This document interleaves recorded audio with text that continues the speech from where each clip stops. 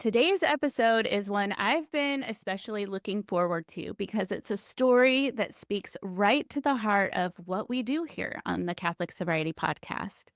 Honest conversations about struggle, healing, and most of all, the mercy of God. So many of us appear put together. On the outside, we look like things are going pretty well, but quietly, we're carrying battles that no one sees. My guest today understands that tension deeply. His journey takes us through the pain of addiction, the breaking point of rehab, and ultimately the profound encounter with Christ that changed everything. What I love about his story is that it doesn't stop with sobriety. It's about the restoration of faith, family, and purpose, and how God's grace can reach into even the darkest places and bring new life. With that, let me introduce him properly. Stephen M. Bell is a Catholic convert, musician, husband, and father of two. After years of struggling with alcoholism, even while serving as a church music leader, he found freedom through Christ and the sacraments. Now, over 3 years sober, he shares his journey in his memoir, Uncomfortable Truth, Faith, Failure, Redemption, to encourage others that healing and hope are absolutely, positively possible. Welcome, Stephen. I'm so happy to have you here. Well, thank you, Christie. Thank you for having me and letting me share my story. I think what you're doing here is a beautiful thing, and it's what we're called to do, I believe, here on this earth. And you're expressing your charity here, and it's just a great thing. So I'm blessed to be here at this moment. Well, thank you so much for it and for sharing your story. It's so important that we share these stories, especially within our Catholic community, because I know that so many times we suffer silently thinking that maybe we're just too broken or too sinful to be able to receive God's mercy. And that is just not true. You and I are both examples of that. So, with that, why don't we just go ahead and dive into your story? If you could maybe tell us what drinking looked like over the years, how it evolved, and then when you first sensed that something needed to change. Yeah, believe it or not, drinking was introduced into my life at a very early age. I remember one time sitting in my bell-bottom pants holding a Budweiser when I was 4 years old while my parents were having a party. Because, Wow. and yeah, but really, I didn't drink a whole lot. I mean, through my teenage years, like a lot of teenagers do, I grew up in a small town. We'd meet out in the country with keg parties and, till the deputies would bust us and we'd all run off. But when I got married, which I got married at the age of 20, and I really started drinking just beer there, but it became daily, nightly. There wasn't a day I didn't go without it. And a lot of the reasons why I needed it to sleep, you hear these excuses, but eventually I'd, uh, I was raised Church of Christ, and I broke from that. Me and the family did, and we became Lutheran. In fact, I got my son baptized in the Lutheran church. And at the time, I was in a Christian rock band, and which is kind of funny in itself because we lived in this Christian rock band was trying to live like an actual rock band, but the Oh, drinking, yeah, we drink everywhere we went. One time we did a charity, and out of all the bands, which was secular from rock to country and stuff, this Christian band that I was in was probably the most partying band of us all. So it's kind of, mm, I guess you can call that ironic. Um, anyway, so I joined this Lutheran church and I become the full-time music leader. And I did this role for over a decade. And the culture of this church is drinking. It's like even confirmation. We'd have keg parties after the kids would get confirmed and have cookouts. I mean, we hung out all the time. And it was a tight knit family, but it consisted of drinking constantly. And my journey through all this, being a music leader, especially for so long, is that you get high praise for one, because the church at the time, that the Lutheran church here in Lubbock, became the fastest growing church in the district. And that was due to the music. And of course, we had a great dynamic pastor who I still love today and talk to. He's great. But it becomes a stress to constantly perform weekend after weekend, trying to live up to expectations. And of course, at the time too, I'm making a music CD called Refugee. But during this time as well, I kind of gotten deep into alcoholism after my mother died. She died suddenly. And 2 weeks later, my sister died. And that was just all of a sudden. I mean, just out of the blue. Both of them were pretty much out of the blue. But anyway, that took a turning point on me to where I was hitting hard liquor. I was hitting wine. And then it got to the point to where I couldn't even perform on a Sunday without having vodka up there with me on the altar. I had it in a water bottle. On the outside, I looked put together. I looked like, I was functioning just fine, but no, I was crumbling. In fact, I do two services, a morning service and or the early morning service, and then to go back at 11. But during a little break where everybody's at Sunday school, me and one of my band members would go into my garage and we'd drink beers. And of course, I'd hit the hard liquor before we'd go and do the 11 o'clock service. And I just carry that up there with me like everything was normal. But then it also got so heavy that I couldn't go without it. My anxiety was so high that I would drink to cure my anxiety, which now hindsight, we know that alcohol contributes to that anxiety. But there were times I just got desperate. I'd call into work and I would have to start drinking at 8, 9 in the morning. One time I woke up at 4 o'clock in the morning because something was happening and I didn't understand it. So at 4 o'clock in the morning, I was over there drinking, and my wife and my kids are watching this. And my wife, in my memoir, she's really the hero that shows up. Of course, I almost lost everything, but she was the hero. She helped me go through all this, but I went through detox 4 times. I never did stay the 30 days. I thought, I don't need the 30 days. I just need to get it out of my system and I'll be good. And the detoxes were, I should have stayed the 30 days, but I never thought I needed that because I'd just go right back to the drinking.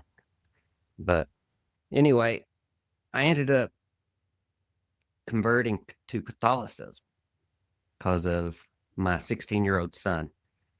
My 16-year-old son, when we were Lutherans, he loved to study theology. So he went through, he was just curious about other denominations, Methodist, Church of Christ, which our whole family is besides us now.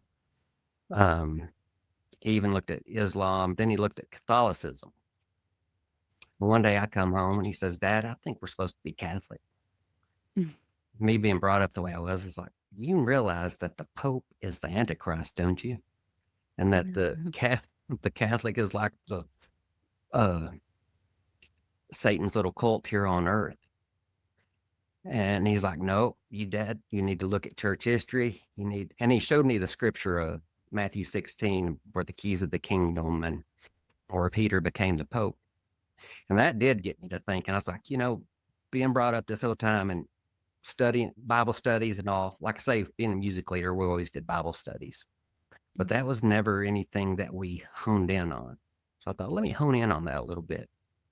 Well, long story short, I did a year of looking at apologetics, watching YouTube videos of Trent Horn, Jimmy Aitken, the Catholic Truth was one of my first ones, which I'll be going on his podcast, I think next week or so, to talk about my conversion story. But he played a pivotal role in me converting. So after all this, and then Now I'm debating my son who decides, no, maybe we're better Lutheran. And then he and I are debating. I'm over here taking a Catholic stance all of a sudden, and he's taking a Lutheran stance. I'm like, wait, what's going on here? But then he got Trent Horn's book. I can't remember the Why We're Catholic or whatever. He read that book, and then boom, he was sold. And so we went through OCIA. Back then it was RCIA. And anyway, but I was still going through the motions. I was still drinking. I'd quit the church, which was a big deal because my wife's like, no, you have to quit that because it's just taking its toll on you and it's eating you up. And she was right.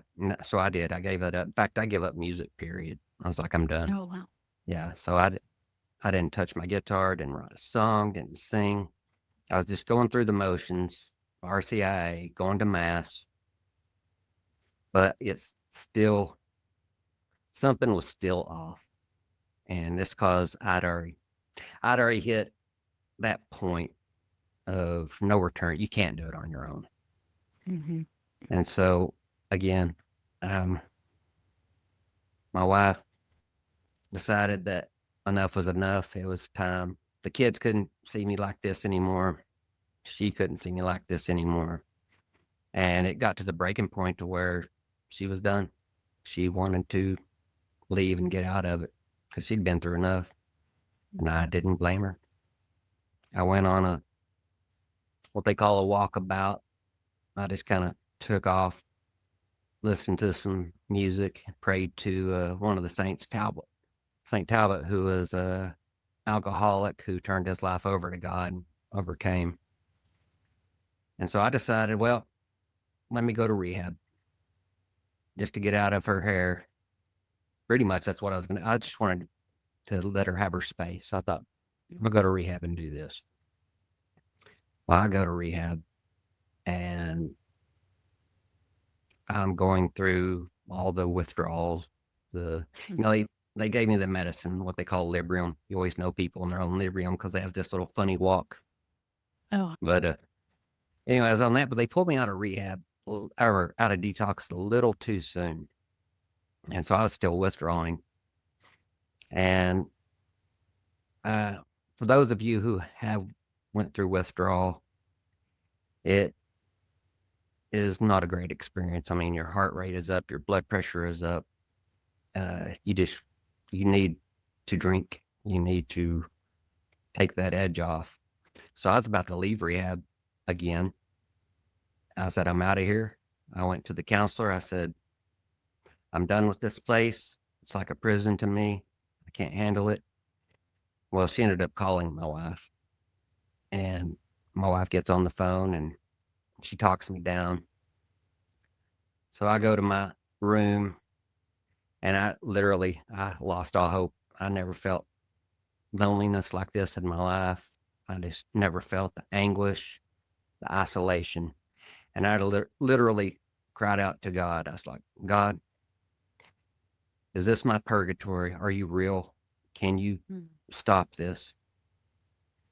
And Christie, I tell you, it was like a peace and calm came over me like I had never felt. It literally, it's even hard to explain, just an overwhelming sense of peace.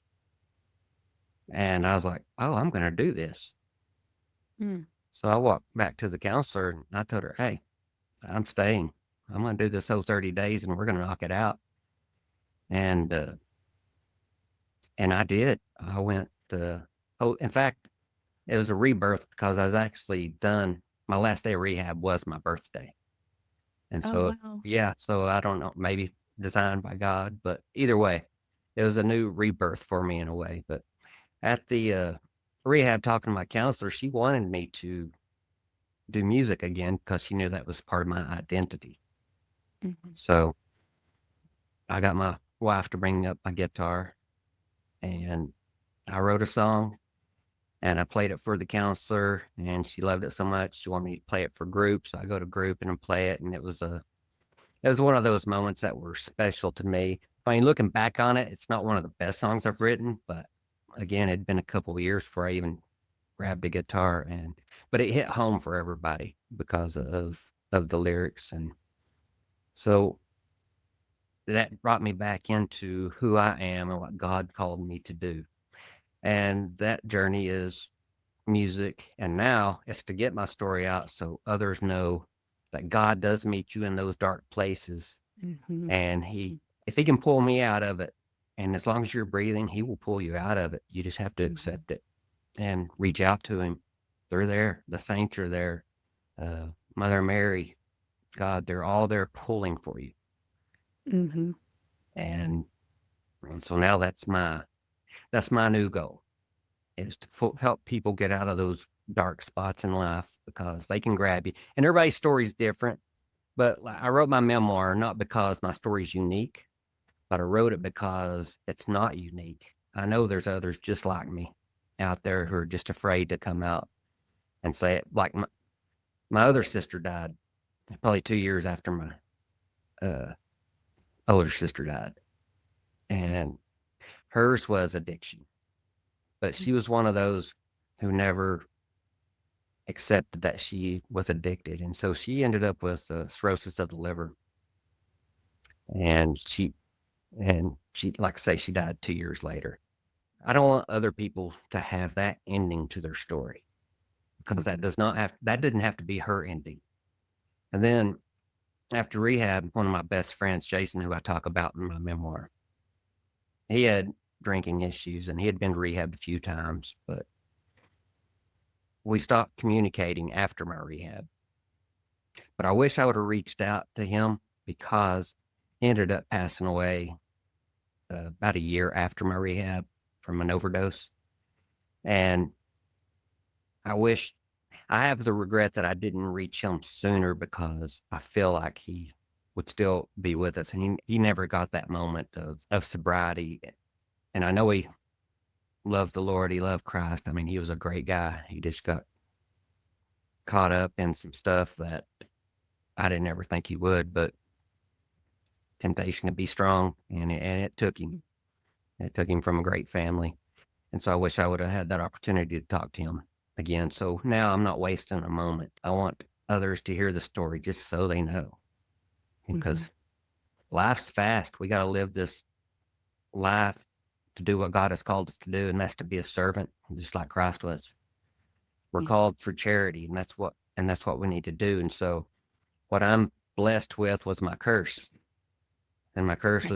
my curse was drinking and temptations like that. But now this curse that's turned into a blessing is to reach out to others. And so that's my goal.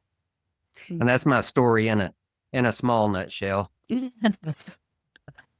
Wow, and what a story it is. Thank you so much for sharing so deeply and so honestly. And first and foremost, just my condolences on all of those significant losses that you suffered.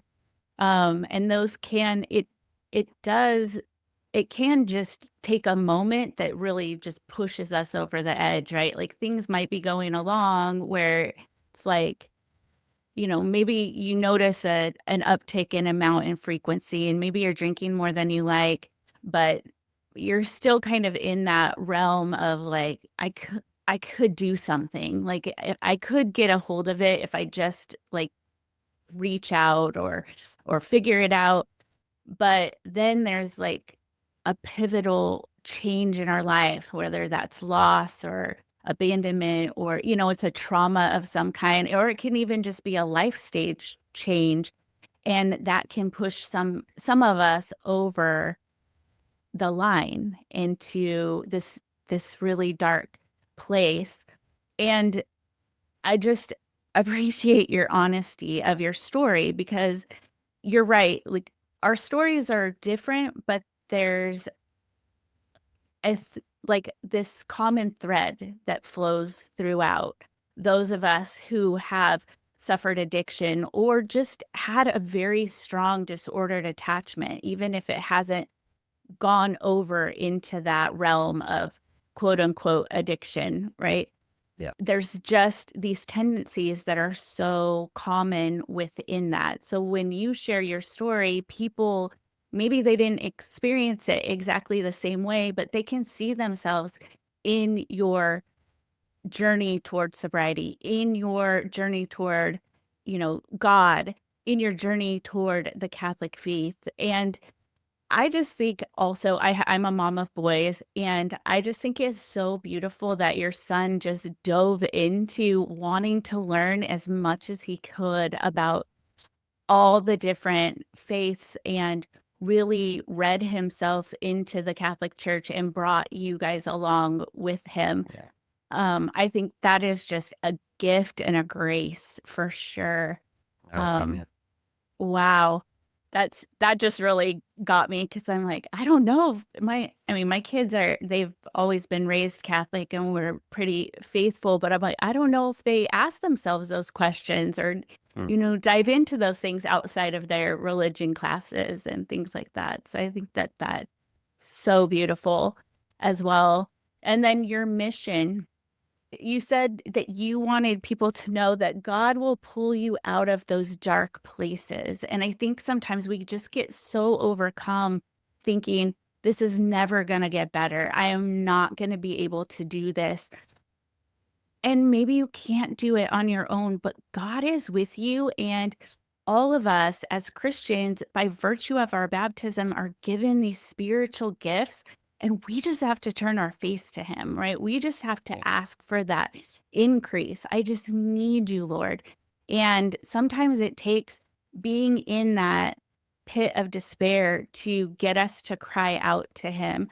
I've been there before. I have my own story about that I've told on the podcast before, but crying out like that is just us turning to him, even when we have no other words to say. Maybe we don't have all the things, all the beautiful, poetic prayer type things. It's just this guttural, like, ask.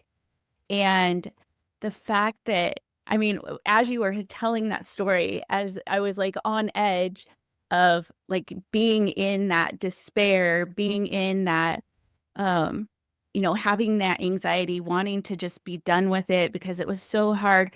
But then you crying out, and then that peace that just washed over you. And I hope everyone who's listening has experienced that at least once in their life. Um, I have, and it's just so powerful. That's supernatural peace. That's peace beyond all understanding. And so that is available to all of us, and the Lord wants to give that to us. So even in that desolation, even when we're in those moments or seasons even of desolation, consolations will come. Sometimes they're small, sometimes they're big, but they're there, and that's God's way of just showing us how much He loves us and pours into us. And lastly, obviously, your wife, wow, just being there, supporting you, loving you, being able to love you and yet set a boundary, set that boundary like, I'm done. Like, I love you, but we can't watch this anymore. Did her saying that, was that the thing that just kind of like that light bulb moment, or um that thing that kind of got you to be like, okay, this is serious. This time it has to be this time. Yes, because she had never spoken like that before. Mm, And when she said those words to me, that it hit like a rock. I mean, it actually shocked me in a way, which I don't know why it shocked me looking back now. It's like, of course that was coming. I mean, look at me, but no, it hit hard. And that's was like, wow. Because I started dating my wife when she was 13 and I was 14. mhm. And Oh. we got married when she was 2 weeks out of high school. So she's all I know. All the women in my life have played a huge role from my mother to my sisters and to my wife. They have really been my rocks. And then when she told me that, uh, and then I also see my boys like going home, even that night, because we met at a restaurant, we talked about that, and going home to just look at my boys saying, this could be gone. Mhm. What am I doing? Like it's a wake up call for sure. And she set her mark. In fact, it's the new song I'm writing. She set her mark, and I crossed that line. And so now I got to find my way back over to that line to meet her where I'm supposed to be, and where she said it. I mean, bless her heart. I mean, a lot of women they would have given up a long time ago. A Right. lot of them. But no, she stayed there. And yes, you are correct. That was the wake up call for sure. Yeah. What a gift. I mean, that's so beautiful and such a testament to the sacrament of marriage. I think just that supernatural grace that we get from the sacrament probably helped empower her to take that step, even if she was afraid too of losing you or, losing everything, but knowing that she needed to do that.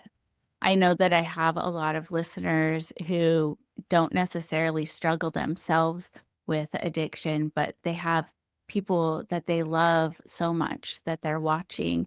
And to hear that it's okay to set boundaries, it's good to Mhm. take a stand because it protects you and protects your peace, but it could be the very thing that helps your loved one do what they need to do to get better. Oh yeah, yeah, Um, no doubt. Yeah, everybody has to have a boundary set. yeah, yes, for sure. The other thing when you were talking about your mission, I think that that's something that we both, it took me 25 years to start talking about my story. I just like went along like I went to AA for a couple of years, and then after that it was just me and the Lord and me just kind of living life and trying to like clean up the mess I made and Yeah. build a life. My faith journey is completely intertwined with my sobriety journey. I don't see how people can get and stay sober without God, but there are people that do that. But I think that, if faith is so important. You told me something and it totally resonated with me. I don't know if I wrote it down. Oh, you said sobriety gave you clarity, but faith gave you purpose. And I so relate to that because I'll say that about Alcoholics Anonymous. Like that helped me with my sobriety, change my mindset, like figure it out. And maybe, I don't know if you went to AA, but rehab, I'm sure was like that for you. And then it was actually my faith that kept me sober because people will say, how have you held on to it for that long? How did you keep saying no? And I tell them it's simply God. It's simply by God's grace. Yes, and that's one of the aspects I do like about AA is that it talks about that higher power. I mean, realistically, you have to have faith in that higher power, and which of course to you and I and a lot of your listeners, that's the God of the Catholic Church, Christ. The Christian God. That's us. Now others have their own, and that's fine because it helps them. In fact, one of my friends is a big advocate of AA, but he's not a Christian, but he has a higher power in what he believes, and I've never really nailed down what he believes, but he has a higher power, and it works for him, and that's fine. But you're correct. It has to have that. You have to have that faith, something to believe in, something to live for, something that's a guiding force in your life. In my opinion, it'd be very difficult to do it without it. But sure, others do, and like I say, I'm not in their lives, but I think for people like me and you, that's just who that's our DNA. That's who we are, and Mhm. that's what we live and we strive for daily. Like I say, it's like air. You got to have it to Mhm. live, and so that's the beautiful thing. And people also need to realize that it's none of this is just easy. It's not just Right. about about it being easy. It's about the struggle. It's about the overcoming that desire that leads you on that bad path to sin. When you overcome this, that's part of our role of this human experience is to get these challenges and overcome them, overcome temptations, whether it's pornography to drugs to worshiping money. All these things are here on this earth, and then Christ is. I can't remember who said this, but it's like your job is to conquer that in your life, to get to the next level. And once you do that, then you're meeting Christ also where you need to be. I mean, it's true. The struggling is a good thing. It's not a bad thing. And so when people feel like when people feel like they failed because they went back to drinking, yeah, you did, but that don't mean give up. That means try it again. It took me 4 times in rehab. I was in rehab with one guy who went 14 times. Oh, wow. Yeah. So, but he's still trying, and that's what you got to do. You got to keep trying, and hopefully it sticks. Like I say, I'm 3.5 years sober now, and I won't say, "Oh, I'm never going to drink again," because I don't want to set myself up for failure like that. But I mean, I honestly believe I won't. Truthfully, I don't really have a desire anymore. It's I just don't. The desire is gone. But I never thought I'd get to this part in my life. I thought there would be no way that I could quit drinking. Yeah. And actually, I didn't want to. I enjoyed it because I thought it helped me. But then once you see what true sobriety is, then you're like, I never want to go back to that. I never want to touch that stuff again. And, but yeah, I guess the point of that is saying it's not easy and it's a struggle, but it is totally worth it because you understand what it is. I'm sure a lot of your listeners do as well. And so it's a journey like everything else. Yeah.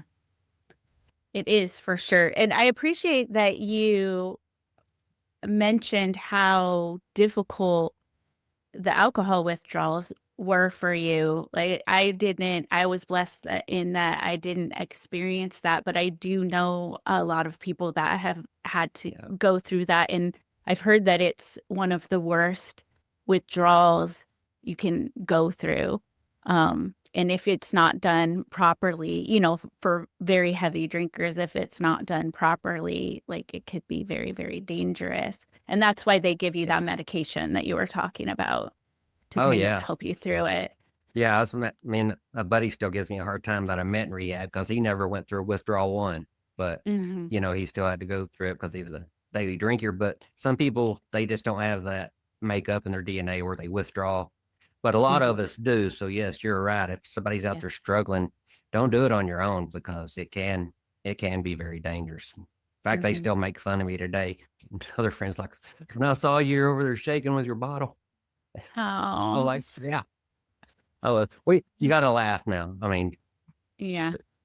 but of course at the time it wasn't that funny, but it was rare. But yeah, you're right. Don't do that on your own. It can be a struggle. Yeah. Some people Yeah. But hallucinate. right. Yeah, I've heard that. I've heard that as well. So, but I think that what that illustrates is for like many of the women that I work with or clients that I have, they're not to that point. They're just noticing like alcohol is becoming a problem for them. They may be over drinking. They may be drinking every night and maybe drinking more than most every night. But at the same time, they still have it kind of all together. And so when you stop drinking, or start to reduce it, at least, greatly reduce it, and then maybe come to the point where you decide that you want to stop drinking altogether because it's not serving you any longer. I think that just knowing it's going to be hard no matter where you're at if you have that attachment to it. Like if it's a stronghold in your life, it's not going to be easy wherever you're at on that spectrum. There's always going to be people that it's even harder for or have a more difficult, longer walk to go through. And there's people who can just decide on a Tuesday, I'm not going to drink anymore, and they never have the desire to drink again, and they're, and it's Yeah. good. So there's always going to be that spectrum, but it's about just continuing in that discomfort, because that's where the growth is going to come. And in AA one time, this guy was talking, he was telling his story and how he had gone in and out, in and out, in and out. And the thing that helped him was he realized that he just looked at it like walking over a bed of coals, and he'd walk over that bed of coals, be like halfway there, and then have to go back and then have to do it again. So if you're going through it, just keep going, because you'll get to the end eventually. Pretty soon, those cravings that are so intense in the beginning that you really have to manage your mind around, that you have to tell yourself, like, I gotta just talk back to my excuses. I just have to remind myself why I'm doing this. What is my why? And just keep going forward, because pretty soon you're on the other side, and everything might not be perfect, but it's a heck of a lot easier, and it Yeah. just will keep getting easier. And, many people that I talk to, even it's interesting because I'll have women that come to me and they're like, I'm drinking every night. I only want to drink, on the weekends, or maybe I want to reduce it. So I'm just having like one, like one big night out a month or whatever. So they're trying this. And a lot of what I do, even though I am a person that I had to like stop completely Hmm. because it was an addiction for me, a lot of the women that I work with are trying to decide, can I moderate, and will it work for me, and is it worth it? And can I have peace about it? And it's interesting because often as they're going through the process of like, can I do this? How does this feel? We ask a lot of questions. A lot of them are like, you know what? It's really so hard. Like, Yeah. it's not worth it. And I feel like crap the next day, excuse my language, but I No, just you're right. feel like trash, and it's not worth it. And so I think that those of us who are unattached from it can look at it and say, like, it's so glorious out here on the other side. This freedom is just amazing, and it's so worth the struggle to get there.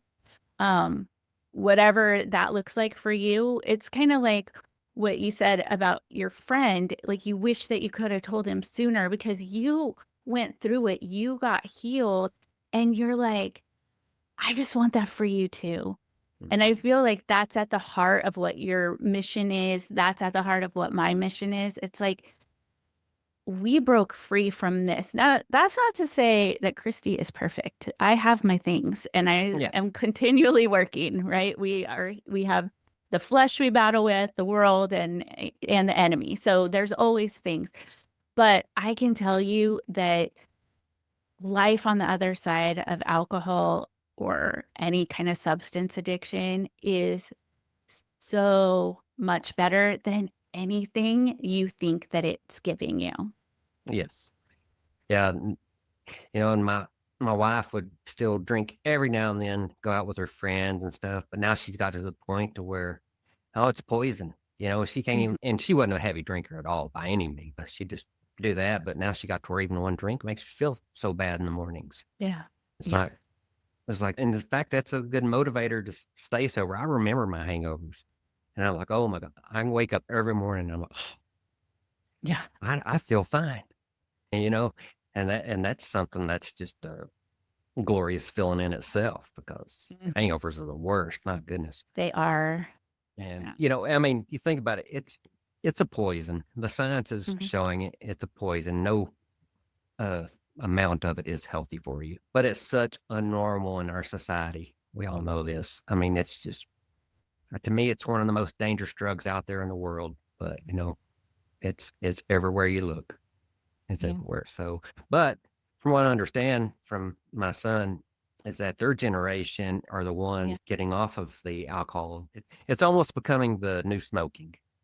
Mhm. That's what they're telling Mhm. me, which that's a great thing, and I hope this. I hope that trend continues. Yeah. Yeah. Well, and I think it like my twins just went, or they just graduated and all of that. And so we've had talks about, actually, I just did a podcast episode about like how to talk to your kids about alcohol. But Mhm. um, it is one of those things where they're not like us, like having keg parties like every weekend or like doing all the things, the bonfires and that. Like they realize, whoa, no, Mm. this is not. And I love that. I love seeing that Gen Z and the other generation coming up after them are taking a look at it and being like, maybe not, that might not be for us. And the non-alcoholic beverage, whatever people, they're making so many more things. So there's so many more options.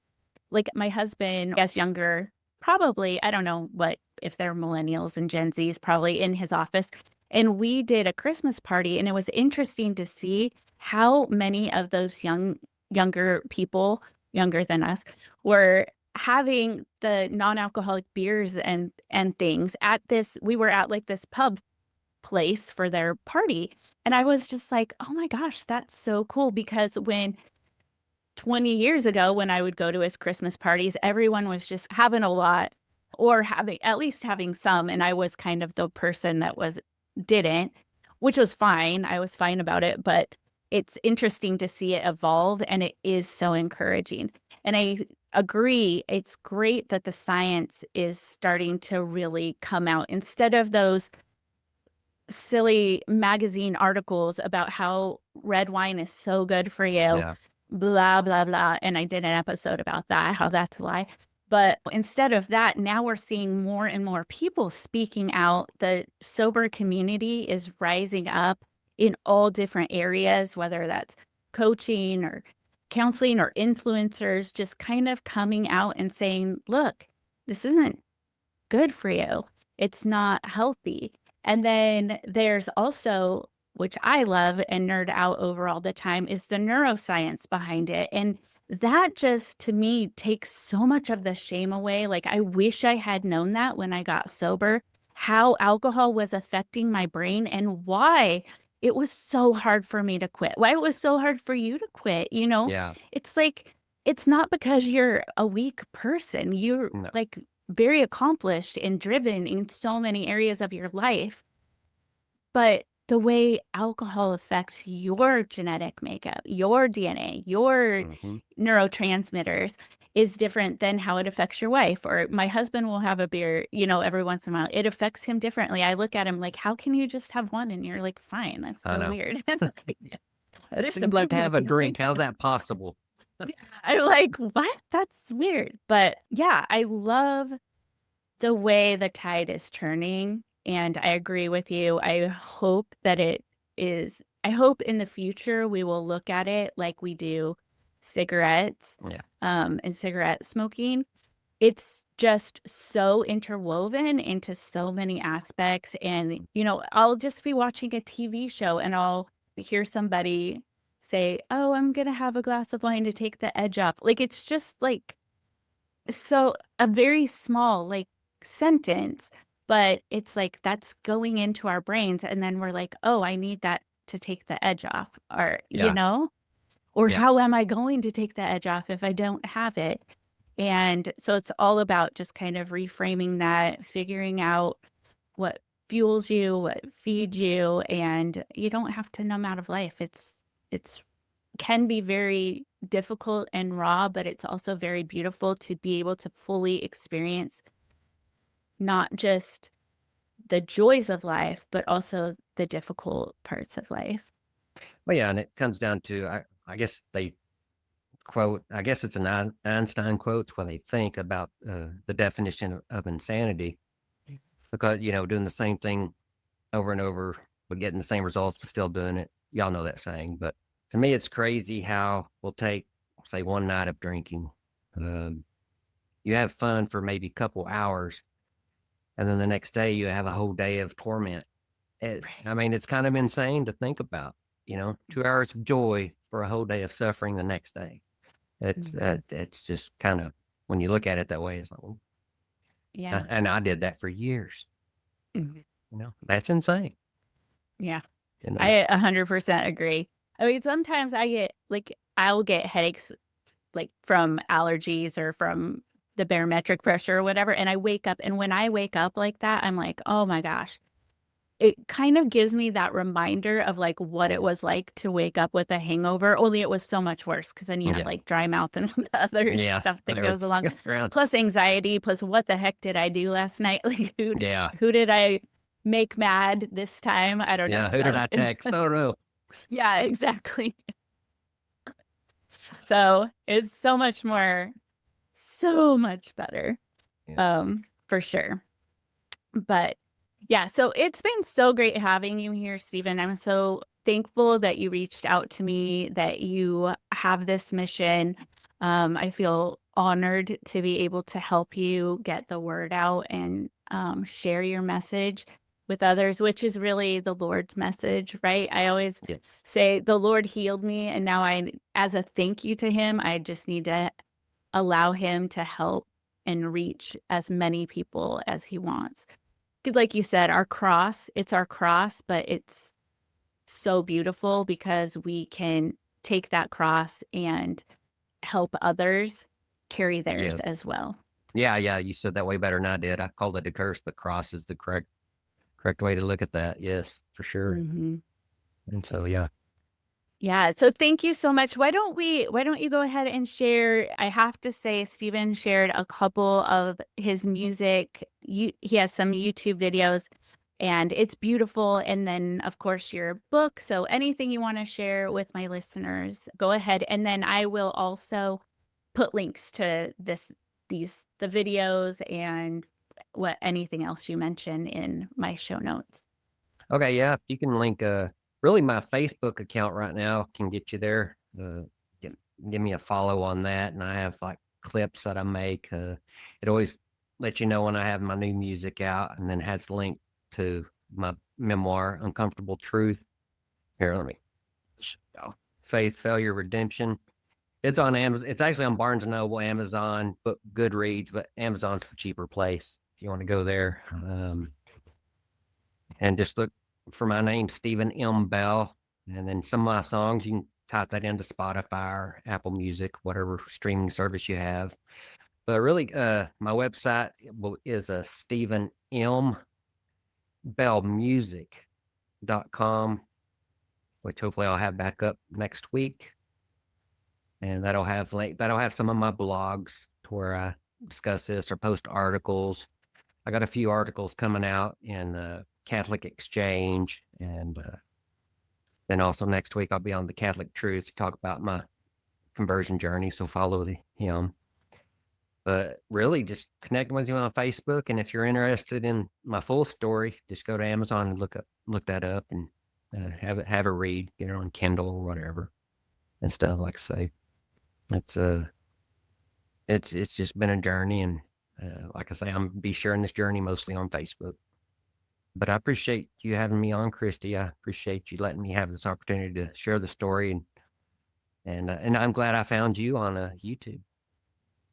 Yeah, I know. My YouTube, I'm still kind of building that. The Lord just says, like, share your voice, share your voice, share your voice. And it sounds like that's what he's told you to.